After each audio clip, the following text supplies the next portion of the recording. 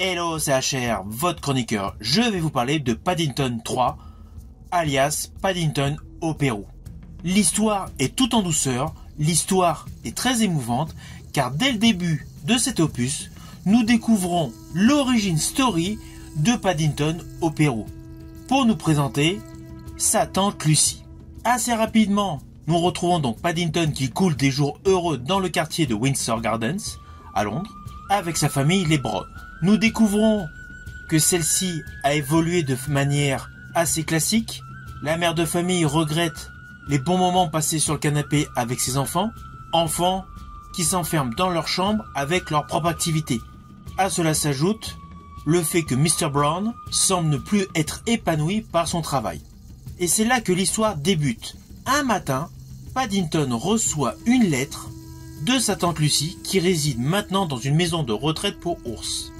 Elle lui demande de venir le voir. S'ensuit le départ en direction du Pérou de la totalité de la famille Brown. Et lorsqu'ils arrivent dans la fameuse maison de retraite, ils s'aperçoivent que tante Lucy a mystérieusement disparu. Alors ne vous inquiétez pas, je n'irai pas plus loin sur les lignes scénaristiques, je ne veux pas du tout vous spoiler. Mais cet opus s'inscrit davantage dans la lignée des films avec des recherches de trésors. Plus précisément, je dirais dans le style de Jungle Cruise avec Dwayne Johnson. Alors pourquoi je dis cela? Tout simplement parce que le personnage interprété par Antonio Banderas est aussi cocasse que le personnage de Dwayne Johnson dans Jungle Cruise. Et pareil, il y a une origin story avec tous ces ascendants qui étaient à la recherche de la mystérieuse Cité d'Or. La Cité d'Or sera le point culminant de la recherche de nombreux personnages au sein de ce film, avec naturellement des instants émouvants, des instants rigolos avec Paddington. Alors il est évident, ce film est totalement ancré dans la culture anglaise. C'est un film qui capture bien l'esprit, avec de surcroît des décors merveilleux, des décors chatoyants du Pérou. Perso, j'ai particulièrement apprécié les performances d'Antonio Banderas et de Olivia Colman.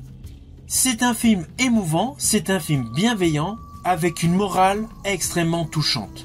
Je rajouterais même que ce troisième volet a beaucoup de messages destinés aux adultes. Et surtout, lorsque vous allez le voir, restez bien jusqu'à la fin du générique. Il y a une séquence amusante avec Hugh Grant. In fine, le film est touchant, le film est émouvant.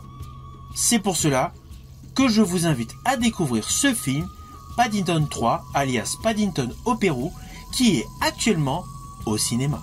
Si vous avez aimé la chronique, n'hésitez pas à lâcher un petit pouce.